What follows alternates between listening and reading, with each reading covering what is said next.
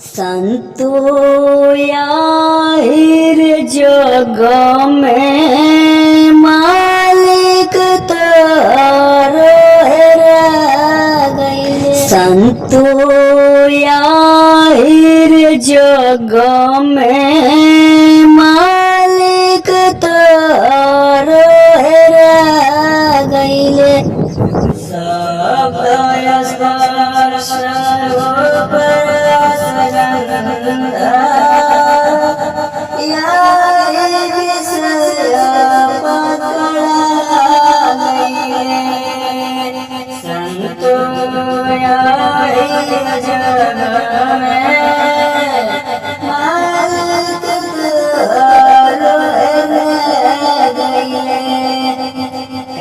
काम क्रोध लोभ मद मोह में दुर्लभ जीवन खोआ गइले।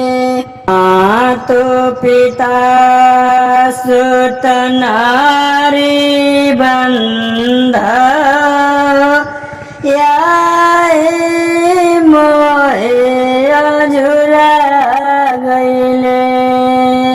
संतो याहि जग में मालिक तारो हेरा गइले।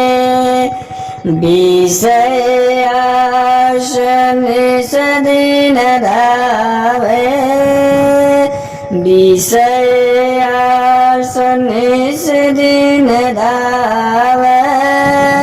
निज घर सुधिया भुला गइले। विषय आश निस दिन धावे निज घर सुधिया भुला गइले। कहे सदा पल गुरुपद सुमिरो दुर्लभ अवसर आ गइले। कहे पंकज लेल उपदेश फिर नहीं समय ऐसन पा गइले।